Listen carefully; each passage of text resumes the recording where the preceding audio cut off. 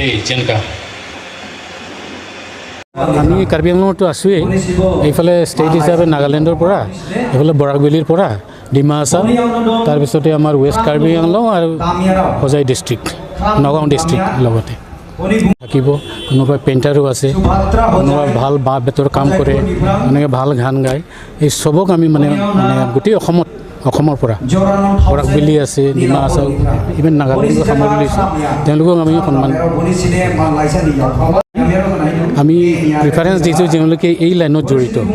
গতিকে আমাৰ মিটিঙত কোনো এপইণ্টেড স্পীকাৰো নাই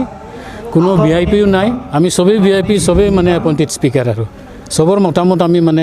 মানে হেৰি কৰিছোঁ আৰু কালেকশ্যন কৰিছোঁ আৰু আমাৰ যিটো ফাৰ্ষ্ট ছেশ্যন যিটো আমি লৈছোঁ তাত আমাৰ ডিমাছাৰ নিজৰ ট্ৰেডিশ্যনেল ড্ৰেছ তাৰপিছত এই ড্ৰেছৰ লগত আমাৰ নিজস্ব যিটো কলা কৃষ্টি ইভেন পূজা পাৰ্বণ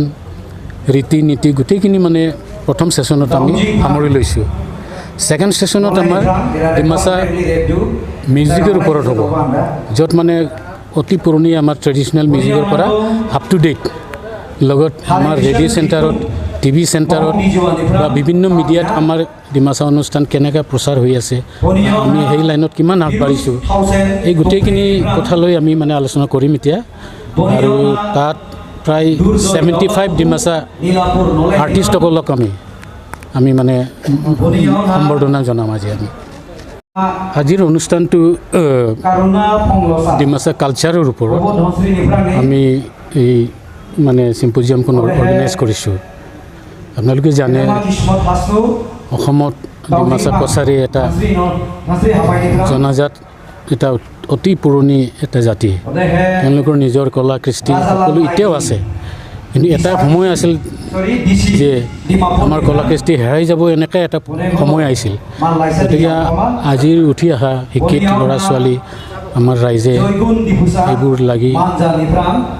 এই কৃষ্টি মানে আকৌ মানে পুনৰুজ্জীৱিত কৰাত মানে চেষ্টা লৈছে গতিকে আমি কাৰ্বি আংলং ডিষ্ট্ৰিক্টৰ ইয়াৰ মানে জোনেল কমিটি হিচাপে ডিমাছা সাহিত্য সভাৰ এই আজিৰ অনুষ্ঠানটো আমি মানে অৰ্গেনাইজ কৰিছোঁ